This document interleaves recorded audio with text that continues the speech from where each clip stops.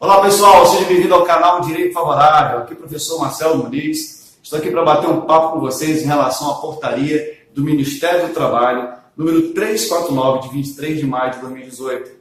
Antes eu quero agradecer aqui a oportunidade ao canal Direito Favorável, dizer a você que ainda não segue, que nos siga, siga também o nosso Instagram, curta, compartilhe e não esqueça de se inscrever no nosso canal aqui no YouTube, tá certo? Deixo aqui meu abraço a todos aqueles que já nos seguem, você que já vai passar a seguir a partir de hoje. Bom, nós vamos fazer uma explanação bem breve em relação aos artigos e parágrafos dessa portaria do Ministério do Trabalho, é uma novidade, e nós precisamos nos atualizar em relação à reforma. Ok? Então vamos ler aqui, vamos acompanhar e vamos fazer um breve comentário. Vamos lá. Artigo 1º.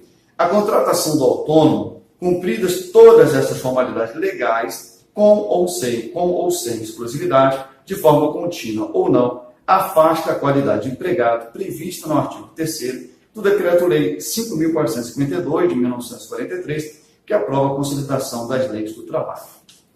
Esse artigo já está previsto, já foi previsto na Lei 13.417, no artigo 442b, que traz essa redação em relação ao trabalhador autônomo. Agora, o que eu vejo aqui nessa portaria é que ele enfatizou ainda mais, quis enfatizar a possibilidade do contrato do trabalho autônomo com exclusividade. Ele pode ser sem e pode ser com exclusividade. Agora, é complicado para o professor de Direito do Trabalho explicar que o trabalhador autônomo, aquele trabalhador que tem uma atividade profissional, que assume o seu próprio risco, ok? E não tem essa obrigação de vínculo, aliás, não tem um vínculo de emprego, ser uma pessoa exclusiva, ter exclusividade, ser exclusivo, ter essa exclusividade em relação à relação de trabalho. É muito complicado. Nós sabemos que temos alguns requisitos lá no artigo 3º, está dizendo aqui, fala, conforme o artigo 3º, não tem vínculo de emprego. Nós sabemos que tem que ser, para ser empregado, pessoa física, ok? Trabalhador autônomo é uma pessoa física. Pessoalidade tem que ser a pessoa, não pode ser um outro, ele não pode mandar primo, sobrinho, um amigo. Então, trabalho agendado para quinta-feira, né, na empresa, desse trabalhador autônomo, olha, eu não posso ir, mas vou mandar fulano, ok? Então, isso aí não é pessoalidade, descaracteriza. A habitualidade é aquele empregado que trabalha habitualmente, tem um dia para trabalhar, aquele dia aí não é esporádico, né? Não é aquele dia que vai ser verificado ainda como trabalhador intermitente pode, que vamos falar daqui a pouco sobre ele. Tem a subordinação, e aí essa parte de subordinação é muito delicada, porque se eu tenho prestador de serviço, esse trabalhador autônomo, que trabalha para mim com exclusividade, dificilmente eu não vou ter sobre ele um poder de subordinar ele, de subordinação. Mas nós vamos falar daqui a pouco sobre isso, porque também tem um artigo específico falando disso, de subordinação. Ok? Esqueci de algum? Falei da onerosidade e tem a onerosidade, que é o pagamento. Ok? Nesse caso também há onerosidade. Não é complicado demais, eu imagino, dizer que o trabalhador pode ser exclusivo. Eu posso colocar isso no contrato. Eu quero que você trabalhe para mim, eu quero que você seja exclusivo da empresa. Você não vai trabalhar para outra empresa. Está amarrando aquele prestador de serviço à empresa. Ele não pode trabalhar para outro. Uma situação muito delicada, permitida pela reforma trabalhista. Ok? Enfatizada agora por essa portaria do Ministério do Trabalho. Vamos lá aos parágrafos. Parágrafo primeiro, não caracteriza a qualidade de empregado, previsto no artigo 3º, como eu falei, o fato do autônomo prestar serviço apenas a um tomador de serviço. Olha aqui. Então, exclusivo, certo? Esse exclusivo é lógico que tem que ser para um tomador de serviço. Então, ele presta serviço para aquele tomador, presta serviço, por exemplo, para mim, né? Eu como empregador, você sabe que o empregador previsto lá no artigo 2º da CLT, ele pode ser pessoa física ou pessoa jurídica, já o empregado não, né? Como eu falei, os requisitos é pessoa física do empregado, mas o empregador pode ser físico ou jurídica. E o empregador assume o risco, né, da atividade profissional do serviço, né? Daquilo que ele se propôs a oferecer ao mercado de trabalho, enfim. Mas aqui o que enfatiza é que a pessoa, esse trabalhador autônomo, ele pode trabalhar para um tomador. E quando diz um tomador, ele está amarrando a situação da exclusividade. Parágrafo 2º. O autônomo poderá prestar serviço de qualquer natureza a outros tomadores de serviços, que exerçam ou não a mesma atividade econômica, sob qualquer modalidade de contrato de trabalho, inclusive como autônomo. Então, esse autônomo, ele pode trabalhar para uma empresa, ele pode trabalhar para mais de uma empresa, lógico, aí nesse caso ele não é exclusivo, e essa outra empresa, ela pode ser do mesmo ramo ou não, e olha lá, e olha só, pode também trabalhar em outra modalidade de contrato de trabalho, ou seja, ele pode ser um trabalhador intermitente para outro empregador, né, como dizer empregador, para outra empresa, certo? Ou pessoa jurídica, pessoa física, ele pode prestar serviço para uma outra pessoa, ok? Seja ela física ou jurídica, e não há vínculo de emprego, presta atenção, não há vínculo de emprego, e ele pode trabalhar em outro tipo de contrato de trabalho, em outra modalidade. Como eu falei, trabalho intermitente, contrato de trabalho temporário, enfim. Né? Então a gente sabe que ele tem essa liberdade e fica numa situação amarrada. Por exemplo, ele é um trabalhador de regime de tempo parcial. Então ele trabalha naquele regime de tempo parcial naquela empresa, e lá ele pode ser até um trabalhador, né, com trabalho de contrato por prazo indeterminado, e para o outro continua nessa modalidade de trabalhador autônomo, ok? Vamos nós. Para o terceiro, fica garantida ao autônomo a possibilidade de recusa, olha só, possibilidade de realizar a atividade demandada pelo contratante, garantida a aplicação da cláusula de penalidade, caso previsto em contrato. Olha só, se ele é trabalhador autônomo, é lógico que ele pode recusar trabalhar, senão ele não é um trabalhador autônomo. Isso aqui foi mais para amarrar essa relação, né? Uma situação muito complicada, principalmente porque vem do Ministério do Trabalho. Não tem como, porque o trabalhador, como dizer o trabalhador de contrato por prazo determinado, ele não pode recusar, ele tem que cumprir a carga horária de trabalho dele. Ele deve comparecer à empresa, né, sob pena de ser dispensado, uma dispensa com justa causa, e aí tem aqueles fatos, né, aqueles requisitos, lá do artigo 482 da CLT, né, um deles relacionado à decídia por faltas, ok? E, imagina, ele não poderia recusar, né? Com certeza haveria sim um vínculo de emprego. Então, isso aqui é para fazer de um jeito que o trabalhador, esse trabalhador autônomo, ele não tenha o vínculo, haja uma descaracterização do vínculo por ele poder recusar. Você, advogado, quando estiver defendendo a reclamada, vai dizer isso. Vai parar aqui em relação a esse parágrafo e vai dizer, não, ele podia recusar. Ele tinha toda a liberdade de recusar ir ou não na empresa, de exercer aquele trabalho no dia combinado ou não. Ok? Vamos aqui. Parágrafo 5º, aliás, 4º, motoristas, representantes comerciais, corretores de imóveis, parceiros e trabalhadores de outras categorias profissionais reguladas por leis específicas, relacionadas a atividades compatíveis com o contrato autônomo, desde que cumpridos os requisitos do CAPT, não possuirão a qualidade de empregado prevista no artigo 3º da CLT. E aí eu quero enfatizar aqui o motorista. O motorista, a gente sabe que, na grande maioria, ele é visto até como um empregado doméstico, aquele motorista que trabalha com uma pessoa física, né, que leva a família de um lado para o outro, que presta que leva a pessoa para a escola, não é isso? Leva os meninos para a escola, leva a patroa para o mercado, para o shopping. E aí vamos analisar essa situação agora, que eu posso contratar um motorista. Nessa modalidade de trabalhador autônomo, ele ainda pode ser um trabalhador exclusivo, ele pode ser exclusivo. Aí, o que ele pode alegar, o que ele pode apontar, é exatamente essa liberdade desse motorista, ele recusar os trabalhos e, com a atenção de não preencher os artigos, não preencher os quesitos do artigo 3º da CLT, como eu falei, pessoa física, pessoalidade, habitualidade, onerosidade e subordinação.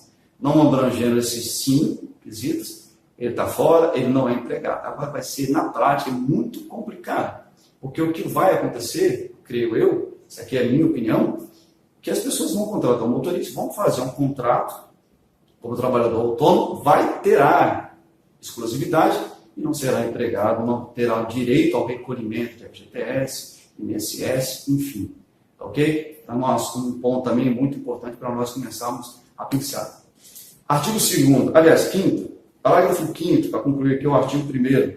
Presente a subordinação jurídica, será reconhecido o vínculo empregatício. Olha só, eu quis amarrar aqui, como eu falei lá no início, presente a subordinação jurídica. Se o trabalhador autônomo é subordinado, ele deve acatar as minhas ordens como empregador, ele é tido sim como empregado. Mas na prática, gente, me permita aqui a minha opinião. Se você não tiver a mesma opinião, tranquilo, mas só para eu esclarecer aqui o que eu acho. Esse trabalhador autônomo, na prática, há uma subordinação, porque não há como ele ser exclusivo, principalmente, e ter toda a liberdade, porque eu tenho serviços, eu tenho atividades que precisam ser realizadas por esse tomador de serviço, eu tenho dias, eu tenho horários, eu tenho local, eu tenho prestações que precisam ser realizadas, às vezes, com emergência, e essa pessoa que tem exclusividade, ela vai, principalmente ela vai também porque ela precisa daquele salário, daquela prestação, daquilo que foi pactuado. E com certeza esse trabalhador autônomo, ele não vai querer perder esse contrato, porque ele recebe por essa prestação de serviço.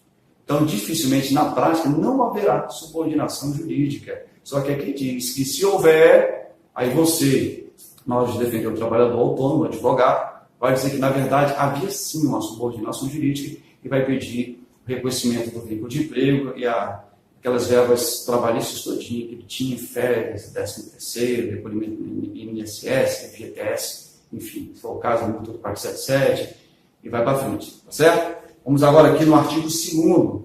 Contrato de trabalho intermitente, vamos falar de trabalho intermitente agora, será celebrado por escrito, registrado na CTPS, ainda que previsto em acordo coletivo, contrato de trabalho e conterá. Então, o primeiro ponto aqui é que tem que ser registrado na CTPS. E vamos aqui. Identificação, assinatura e domicílio ou sede das partes. Valor da hora ou do dia de trabalho, que não poderá ser inferior ao valor da hora diária do salário mínimo, nem inferior àquele devido aos demais empregados do estabelecimento que exerçam a mesma função, assegurada a remuneração do trabalho noturno superior ao diurno. 3. O local e prazo para o pagamento da remuneração. Então, aqui está regulamentando, está regularizando em relação a essa contratação desse trabalhador intermitente, que é aquele trabalhador que não precisa ir na empresa todo dia, ele não tem aquela habitualidade de prestar serviços todos os dias para a empresa, mas ele tem sim um compromisso com a empresa, ele é um empregado, está aqui, registro em CTPS, tem direito sim ao recolhimento INSS, FGTS, mas tudo dentro da proporcionalidade daquele salário hora das atividades que ele irá realizar. Ok? Nós vamos detalhar isso daqui a pouquinho. E está enfatizando o artigo 452A da CLT, né? Nós vamos também falar. Bom, o parágrafo primeiro diz assim: o empregado, mediante prévio acordo com o empregador, poderá usufruir suas férias até o período de 3 períodos. Nós temos para primeiro e terceiro da CLT, terceiro do artigo 134 da CLT. Esse artigo diz o seguinte: ele está trazendo aquilo que já é previsto na reforma trabalhista, na Lei 3.467 de 2017, para o trabalhador de contrato por prazo indeterminado, está sendo trazido para o trabalhador intermitente, que é a situação dele poder parcelar, dividir as férias em até 3 períodos, sendo que um não pode ser menor do que 14 dias e os demais não pode ser inferior a 5 dias, ok? É disso que está tratando, dizendo que também para o trabalhador intermitente vale essa regra prevista na CLT. Parágrafo 2º, né? Posto do período de convocação exceder um mês, o pagamento das parcelas a que se refere o parágrafo 6 do 5452 não poderá ser estipulado por período superior ao mês, devendo ser pago até o 5º dia útil seguinte, de acordo com o parágrafo 1º do 479 da CLT. Então, aqui também está trazendo a regra da CLT em relação ao prazo de pagamento, que você pode verificar tanto no 459, né? No 459, desse parágrafo, especificamente nesse parágrafo primeiro, que fala que do período de um mês, certo? E aí, está falando que não pode ultrapassar para o pagamento deve ser realizado até o 5º dia útil, ok? A mesma regra está lá na CLT, o trabalhador de contrato por prazo indeterminado, está sendo trazido aqui por essa portaria para o trabalhador intermitente.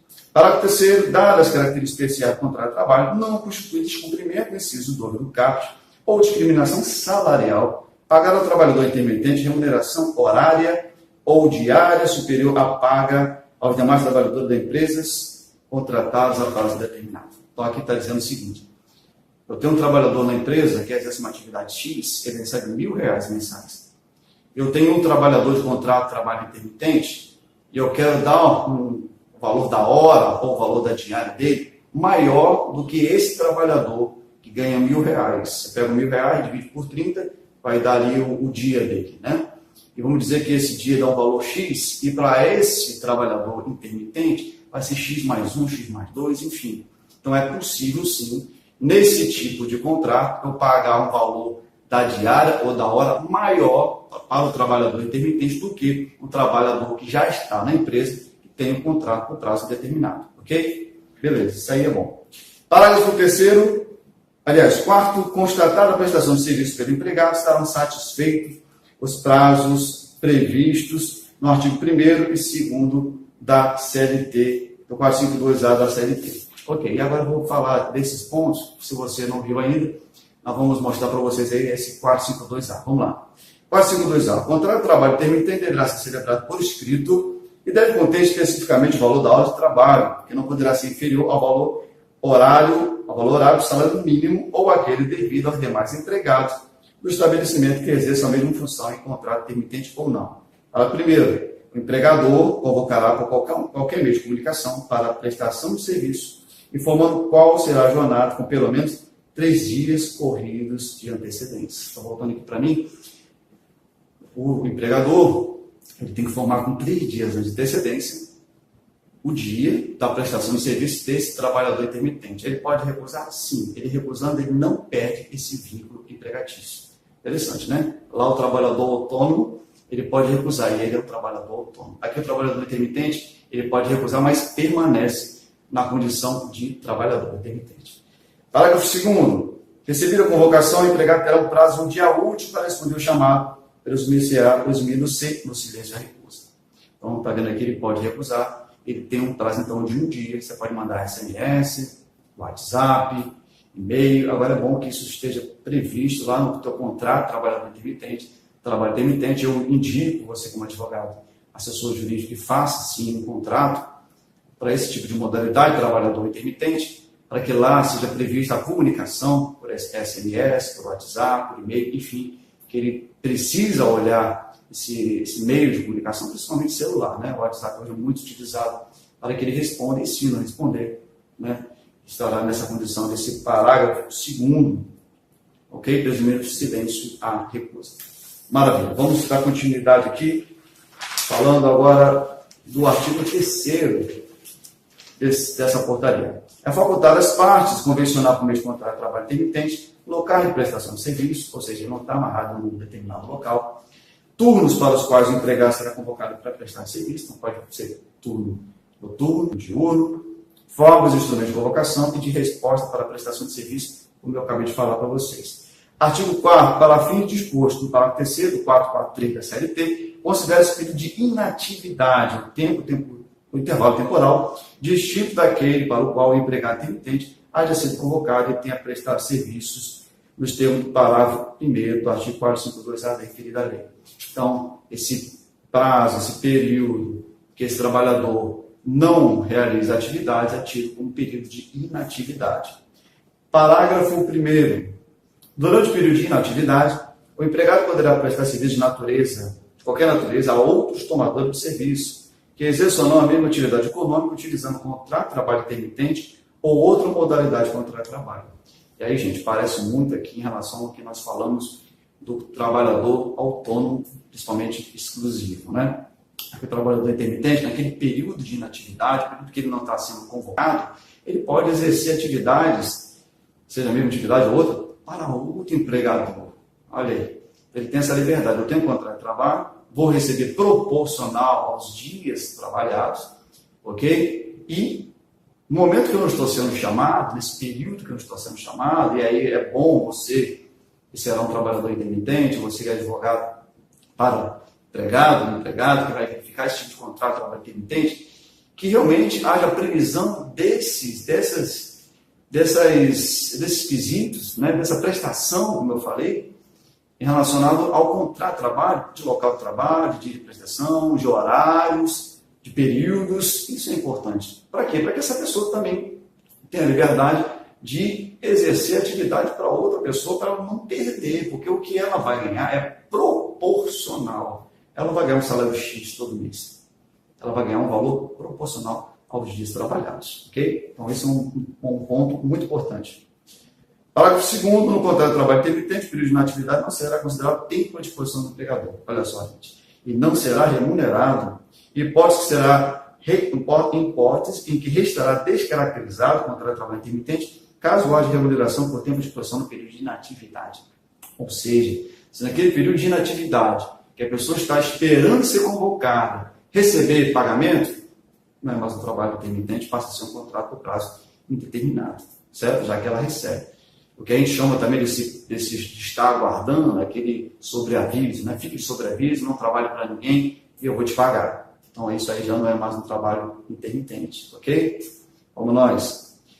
Parágrafo único. No cálculo de média que se refere ao cálculo, serão considerados apenas meses durante os quais o empregado tem recebido parcelas remuneratórias no intervalo dos últimos 12 meses ou período de vigência do contrato, se esse for inferior, tá bom? Então isso aqui é a ideia em relação à média do cálculo de quanto deve receber.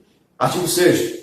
No contrato de trabalho intermitente, o empregador efetuará o recolhimento de contribuições previdenciárias próprias e do empregado, legal? De um lado do tanto do empregador quanto do empregado, e depósito do FGTS com base nos valores pagos no período mensal, e fornecerá ao empregado comprovante do cumprimento dessas obrigações. Então, olha aqui.